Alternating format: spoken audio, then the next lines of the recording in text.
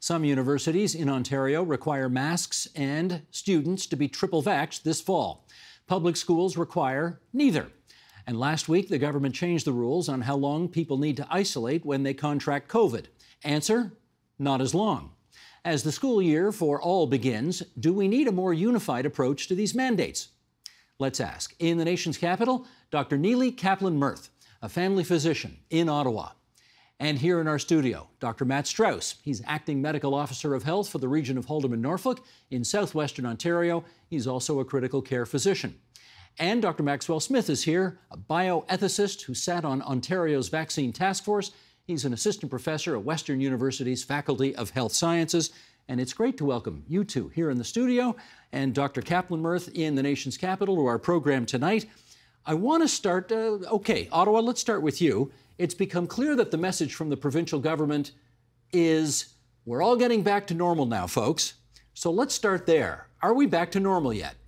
No. So the language that you use when you say something like normal is a far-right language of anti-maskers, anti-vaxxers, and ableists who disregard the impact of COVID on seniors, on children, on educators, on essential workers, on healthcare workers, on our healthcare crisis. There's nothing normal about getting COVID, repeated infections, children and adults being hospitalized, and long COVID. There's nothing normal about taking away the protections and the proactive measures that we had to help to reduce transmission of COVID.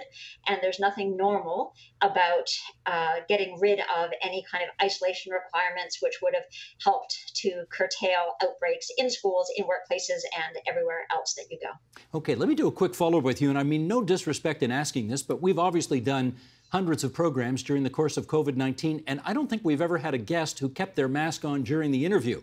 So again, without prejudice, I merely ask, how come you're wearing yours now? So let me explain. So I'm a doctor. I'm a family doctor. I see patients in my office. I just had patients who are in my office with their babies, and I have more patients coming in this afternoon. COVID is airborne. That means that COVID remains in the air even after you've left the room. I keep my mask on. It is a way to protect myself. It's a way to protect my patients. It's a way to protect my staff and the community. It is what healthcare providers across the world are saying that we should be doing, and it's really not a hardship. I wear my mask from the moment that I arrive in my office in the morning until the end of the day. It's a simple, safe, effective measure. Gotcha. Okay. Dr. Matt Strauss, you've heard what Dr. Kaplan-Myrth had to say. I'd like you to react to that if you would off the top. All right. I think 2023 and will not be like 2019. There's a proverb, a man never steps in the same river twice. We will approach something like normal, but it'll be a different normal. That's understandable. I think that for those Ontarians who have had COVID, and that's the majority of Ontarians at this point, and for the vast, vast majority of them, they experienced it as a head cold or a bad flu. For most of them, they yearn to return to normal. And I don't think that there's anything far right about that. I think they want to see their kids in sports. They want to see their kids making friends at school. And I would be slow to attach nefarious political motivations to that desire to go back to life as we knew it. Have you had COVID? I have. I had it a month ago. And how was it? I was quite uncomfortable for about 24 hours. And after that, I had the sniffles for about 3 or 4 days. My wife had it, my baby had it, and everyone did well, about as you would experience a cold back in 2017. You would acknowledge that lots of people have died from this, and therefore we may need to treat it more severely than the average flu. Absolutely, and we have treated more severely. Not only have I acknowledged it, I've taken care of dozens, if not hundreds, of patients with COVID-19 in hospitals and critical care units now, some of whom unfortunately died. So that's why I'm so thankful that we have had an amazing vaccine program. We have amazing treatments like Paxlovid and Evusheld. And because of these amazing treatments, we can look forward to getting back to normal. Okay, Maxwell Smith, I'm going to ask you, you're a bioethicist, so you come at this, I guess, from a somewhat different perspective. What do you think the Ford government's approach to COVID-19 nowadays tells us about their value judgments? So think back to the very beginning of the pandemic and think of the terms or phrases that were ubiquitous. We're all in this together, solidarity. I think what we're seeing with this downloading of how we're thinking about the pandemic to personal responsibility is a retreat from solidarity and the idea that we're all in this together. It's more like you're on your own. So I think what we're really seeing is once the vast majority of us, as Dr. Strauss mentioned, have had COVID, perhaps are healthy enough, have enough advantage to think that they're no longer at risk, they're happy with the removal of measures, even if that means that some of the most vulnerable among us are still affected gravely. They do say that politics is the art of the possible. And one of the things that politicians like to think that they're pretty good at is sort of, picking up where the wind is blowing and understanding what the public is kind of prepared to or not prepared to do. Do you think, let me offer a different interpretation and you tell me what you think, as opposed to you're all on your own, is it possible the Ford government is simply saying, the public's really had enough of this and therefore we're going to dial it down? Yeah, I think that's certainly part of it. And, trying to meet the public where they're at is an important input to decision making. It ought not to be dispositive of what we do. Practical challenges that we face, perhaps the public isn't willing to move with us or aren't on board with some measures, are certainly important, but they shouldn't nullify our ethical obligations to protect the public from health and reduce inequity. So we need to be aware of how the public's thinking, but that shouldn't tell us necessarily what we ought to do. Dr. Kaplan-Meier, can I just circle back to your first answer, which did have some fairly tough language about, far right talking points and that kind of stuff. Yeah, so let me just respond to what both of my colleagues have just said. So willful ignorance and denial is a failure of providing information to the public. What we've said to the public is COVID is over when COVID is not over. What we've said to the public is, well, you've just been infected, so now you're fine, but we know that that's not true. In fact, we've had patients who have been repeatedly infected and who are going to suffer long-term consequences in terms of cardiac, respiratory, cognitive, endocrine, and other ramifications in their lives. We already have a government that does not care about disability, that does not do anything to support people who have long-term chronic illnesses. And we have a situation in which we're not providing the metrics, we're withholding data, we're no longer allowing teachers to report cases in classrooms. We're no longer allowing family doctors to be doing PCR testing. We're no longer collecting any of the information that would actually provide the public with the required knowledge to make informed decisions. But let me just ask the obvious follow-up. Okay, hang on. No, please don't interrupt me. Let me just finish. Let me just finish this. This is a really important message. COVID is not over, and the number of people who are going to be reinfected because we've dropped all of our measures, all of our preventative measures, and we've dropped all of our metrics for reporting on COVID is going to lead to a worsening of the healthcare crisis, and it's going to lead to a worsening of COVID in our communities, affecting every single one of us, and disproportionately affecting vulnerable populations, people with disabilities, people who live in poverty, people who have to work because they do not have the financial ability to stay home when they're sick. Dr. Strauss, you want to take that on? Yeah, I don't think that the plan that the Chief Medical Officer of Health has outlined is in any way willfully ignorant. I think that we, of course, want to protect vulnerable members of our society, and certainly no one has said COVID is over. I wish that COVID would be over. COVID will never be over. The Spanish flu of 1918-1919 killed a terrible number of people, and it's with us today. H1N1, the flu pandemic in 2009, is a descendant of that flu. So I wish it would go away. I wish COVID would go away, but it's not going away. And so we have to be realistic and talk about measures that we understand to be effective and engage in those measures. We engaged in a lot of, I think, cruel and coercive measures this past winter in terms of vaccine mandates, in terms of capacity restrictions, school closures, lockdowns. And what we found was everyone, not everyone, but the majority of Ontarians got COVID anyways. So I don't think that it's ignorant to decide not to double down on restrictive measures that have been proven ineffective. Maxwell Smith, what do you say? Last year, the 2020-2021 influenza season, Health Canada and the Public Health Agency of Canada have reported that they had no evidence of community transmission or circulation of influenza, largely due to the measures that we had in place for COVID. That's not to say, as Dr. Strauss mentioned, that the sorts of measures that we put in place, whether it's stay-at-home orders, school closures, and so forth, are warranted or justified. But clearly, there is a trade-off between not having any circulation of influenza and perhaps blunting the transmission of COVID and some of these other effects. The question is, what are we willing to accept as a society moving forward? Are we willing to live with the amount of death, hospitalization, and illness from COVID and other respiratory illnesses?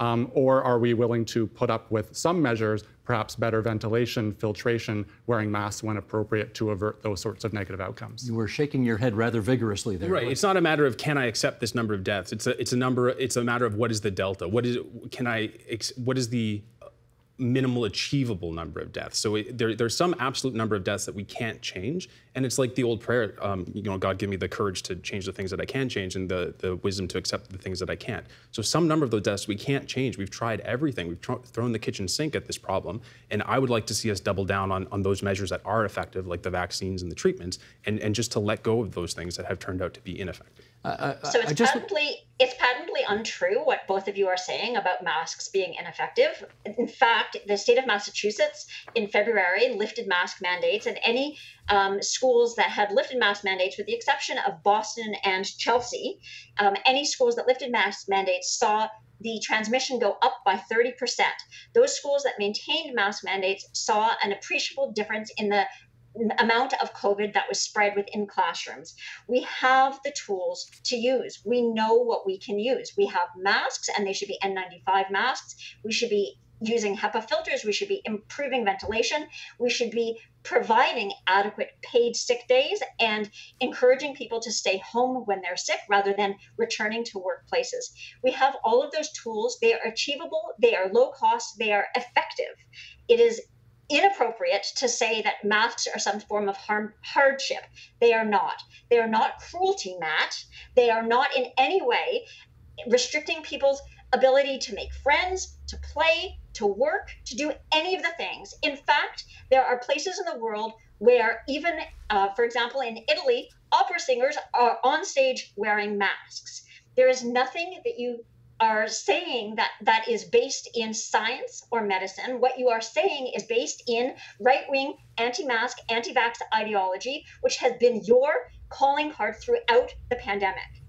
All right, let's let him respond. Sorry, I missed. You said something and then anti-mask, anti-vaccine? Right-wing, maybe? Right-wing. Oh, okay. Thank you. Okay. What I'm saying very clearly is you have stood with people. You were part of the push to politicize and to use the terms restrict and freedom and all of this terminology that is really, vaccine mandates are quite normal. We've always had them. School boards require that students are immunized against measles, mumps, rubella, chickenpox, meningitis. It's a normal thing. As a family doctor, every year I keep all of my patients up to date with all of their routine immunizations. If you're a doctor and you want to go to medical school, the first thing you have to do, if you're a nurse and you want to go to nursing school, the first thing you have to do is prove that you are up to date with all of your immunizations. That is just basic public health and its basic sense. Okay, let's let him respond. So you've made some accusations against me that are patently untrue. I'm certainly not anti-vaccine. I've done a lot of work over the last year to promote vaccines. In the community that I've served, I've greatly increased the vaccination rate. I promoted vaccines twice during my appearance on this program. So it's really inappropriate to tag me with things that aren't true and don't represent my views or the views of science. It's also inappropriate to say that I said patently untrue things such as masks are ineffective. We can roll back the tape. I didn't say masks are ineffective. I've always worn a mask in certain clinical situations throughout my 20 years in healthcare. We want people to wear masks in appropriate settings, and we want them to wear appropriate masks. You mentioned a series from Boston, a case series from Boston that I'm not familiar with. I don't believe that data would have been randomized. I think the data that I pay the most attention to is the Bangladeshi trial, where they randomized 380,000 people to masks versus not by village, and found that there was about a 10% reduction in transmission in those villages that were randomized to mask. So it's pretty standard when we read the medical literature to privilege randomized control data, such as that Abaluk paper from Bangladesh. And a 10% effectiveness rate is not terribly effective. So yes, masks are somewhat effective, and we have to make decisions with that knowledge in hand, not the uncontrolled or unrandomized data that Dr. Kaplan-Myrth has mentioned here. Let me get the ethicist in on that. And I'll get your view on to what extent you believe that the mandates that have been in place over the last 2.5 years have, in your judgment, seriously restricted Canadians' freedoms. Well, in one sense, they have, right? We don't have unfettered freedom. So, in fact, there are many things in our lives that restrict or otherwise intervene or infringe upon our freedoms. The question is whether those infringements are justified. And that is an important ethical question that comes down to whether those measures or those mandates are necessary to achieve important aims. We're in a pandemic, and masks and vaccines are capable of achieving really important public health aims, and whether they're proportionate to the threat. If we were requiring vaccinations for pathogens that aren't circulating, one might think that's a disproportionate intervention to try to fix that particular issue or achieve particular aims. However, in the context of a pandemic, when we are experiencing large amounts of community transmission, where we have very effective vaccines and effective masks, then it becomes proportionate and necessary to use those tools in order to achieve those aims. And if mandates are required in order to do so, then they can be ethically justified. Would you acknowledge there has been some what they call pandemic theater going on during the course of the last 2.5 years? Absolutely, and part of that is because people simply aren't aware of what may or may not work, right? There is evidence about the spread of the virus via fomitase on surfaces, right? We know that that's not the dominant route of transmission of this virus. We know, as Dr. Kaplan-Myrth said, that the virus is airborne. And so by using hand sanitizer and plexiglass and other sorts of measures that we used in early 2020, those might have some effect in reducing transmission, but clearly if we're using those and not some of the interventions that would interrupt transmission via the air, then that would seem, or at least appear, to be more theater. If we were really invested in stopping the circulation of this virus, then we would invest in those measures that we know are capable of doing so, given the routes of transmission. Dr. Strauss, can you give me an example of something you thought was pandemic theater that at the end of the day was pretty useless? I think when they barricaded High Park so that people couldn't walk around and take pictures of the cherry blossoms, that was pretty ridiculous.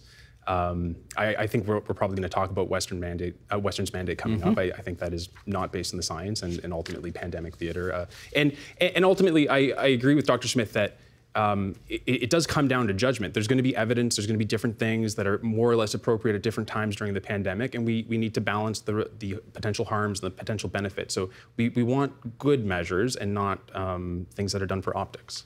Dr. Kaplan-Myrth, would you agree that when you say to people, you can't go into a public park or you can't play tennis outdoors, or thousands of people can crowd into a Walmart, but 5 people can't go into a small business, would you agree that that sends out a problematic message that does not encourage adherence? So those messages that have come from public health right from the beginning have lacked transparency, and they have been absolutely confusing. The fact that we have prioritized opening malls but not prioritized safety in schools, that we have locked seniors into their retirement homes and long-term care facilities while pretending that nothing is going on in the community. None of that is good messaging. And it is public health's responsibility to get a clear message to the public that COVID is airborne, that there are measures that we can all undertake in order to help to prevent transmission, and that we can we should be masking indoors, and we should be avoiding large crowds outdoors where you can also get COVID. If you're going to be in crowds outdoors, it's also appropriate to mask. There are very few people who would have had a problem with that. And I mean, that's, I think, one of the saddest things about all of the misinformation and the minimizers. I had said that I was not going to come on today's panel if you were going to have a minimizer, and you brought the greatest minimizer of all to this panel today. I am really here to fight for my patients, for the people who work in the grocery stores, for the people who work in daycares, for the people who are teachers, for the people who are children who are struggling, who are so short of breath because they've been infected with COVID 2 and 3 and 4 times. I am here to represent all of the people who do not have the privilege of just working from home in a suit and avoiding interactions with the public because their work is essential work and they're out there in the community. But they no longer have the power to say that masks should be required because public health has undermined that message.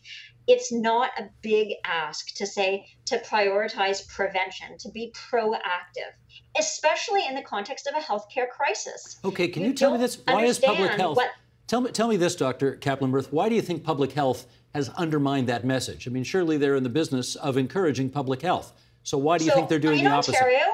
In Ontario, the politicians have pandered to a very small group of people who occupied our streets in Ottawa, who have gone around spreading misinformation like wildfire via social media and other rag magazines. And people are getting all of this information from people who are anti-science, anti-democracy, and honestly, they're left not sure what to do because the public health units themselves had said to us they can't push back against the Ontario government because that is their boss. Well, public just health in the can't interest, speak out, but they tell us that it's going to be really bad in the fall, and we are the ones who have to take on the burden of our sick patients, and also we have to continue to try to be able to work despite the healthcare crisis where we are understaffed, where doctors and nurses and personal support workers and others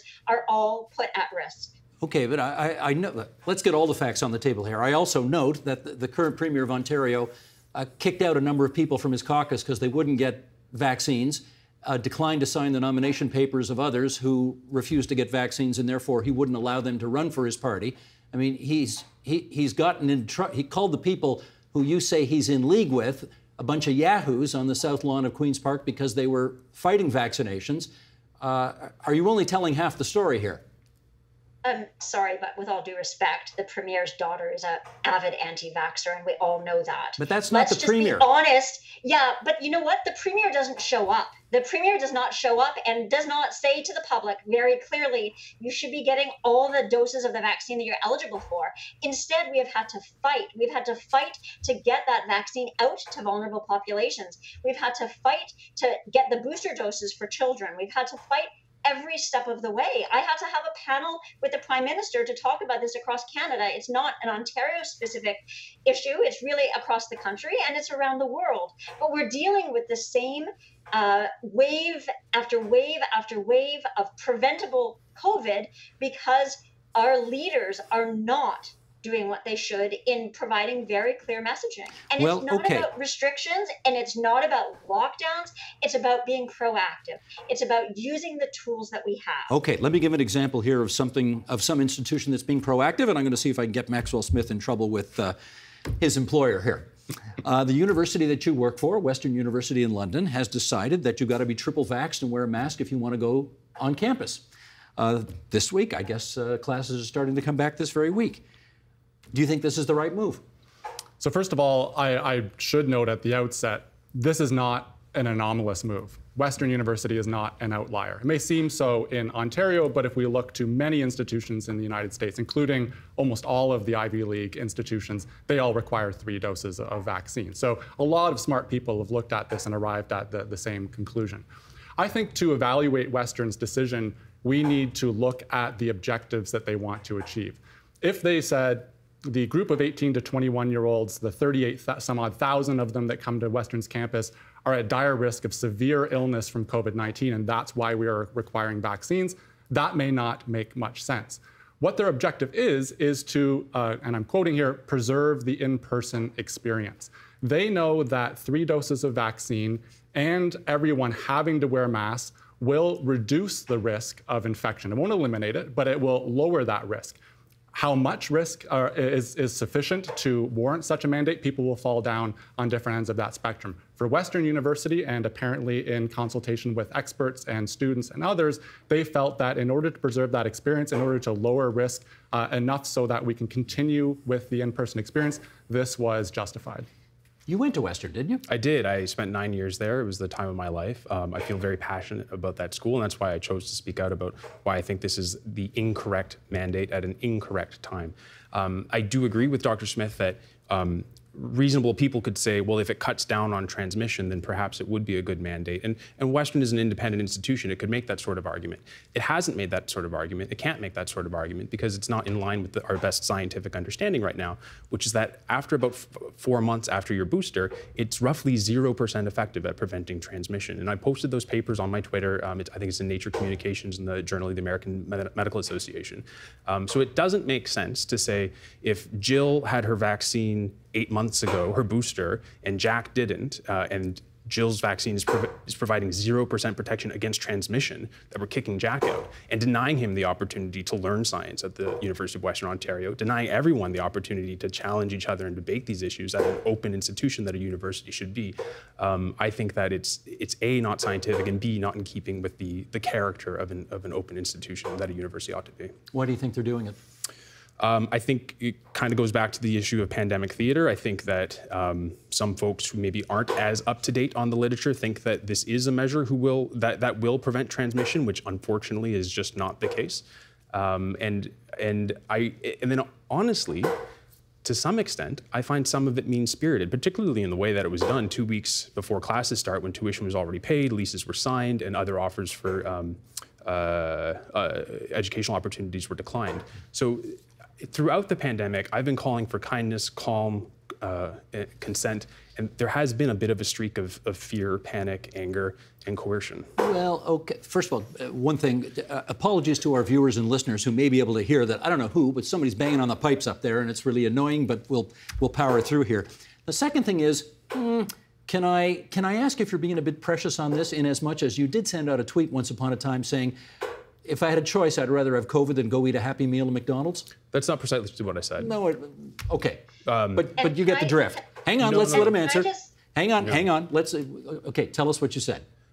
So 2 years ago, I wrote a tweet thread about other risks to the public health, other risks to children's health. It was a data-intensive thread that included a lot of data about childhood obesity, my concerns about hyperpalatable food and hyperprocessed food. And again, also, what can I do to change the risks for myself and my family, and what can I not do?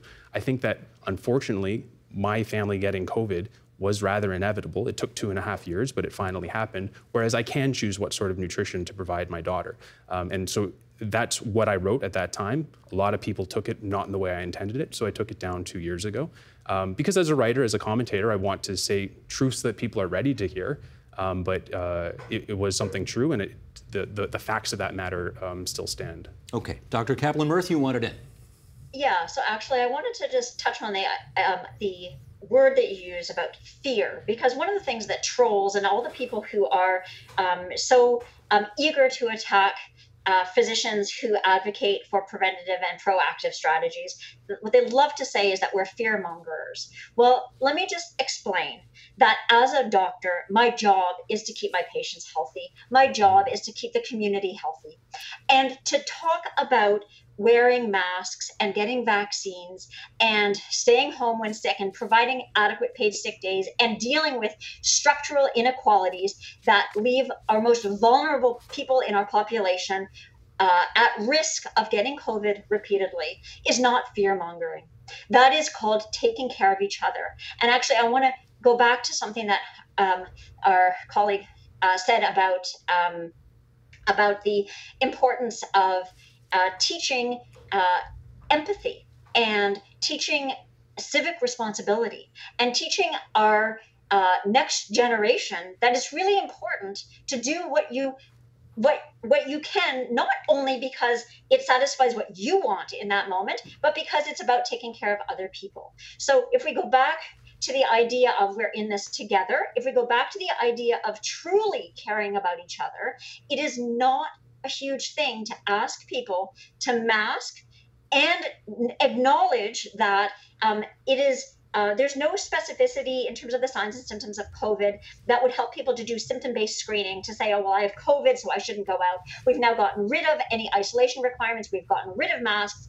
All of those preventative measures that we've dropped mean that you are making a choice for the rest of us. When you go out, You decide, well, you've had COVID once and you don't care if you get it again, but I care deeply. If you give my patient who is already struggling to breathe walking down the block, I care deeply if you cause my 95-year-old in long-term care to be locked in again. And I care deeply if you cause my nurse colleagues to get sick on the job or to have to leave their jobs because they're burned out because they're working in understaffed environments because COVID has run rampant. Okay, let me get some feedback in the studio. You need to take away the fear mongering, and you need to start talking about civic responsibility and empathy. Okay, Maxwell Smith, tell me this. Is it possible that honorable people can look at the same data and come to different conclusions? And it's not to say one is right and one is wrong, but honorable people can disagree.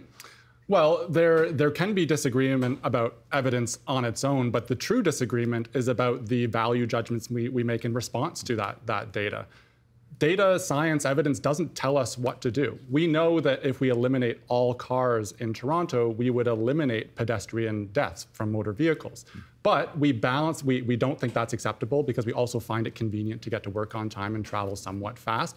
And so even where the science is quite clear and we agree upon it, we can still have disagreements based on our value judgments. So I think what we're hearing here is a privileging of a freedom to do whatever one wants versus a value of protecting the public from harm and reducing inequities. There is a balance there. As I mentioned with the flu season, we had no community circulation. That's possible, but perhaps not warranted. Most people wouldn't find that acceptable. But clearly at this point where we're experiencing deaths, hospitalization, and illness from COVID, there are things we could do without thereby sacrificing anything else of significant moral importance. In my last 30 seconds here, Dr. Strauss, I cannot recall a time when we had more people contacting our station saying, please don't have him on, meaning you. Okay.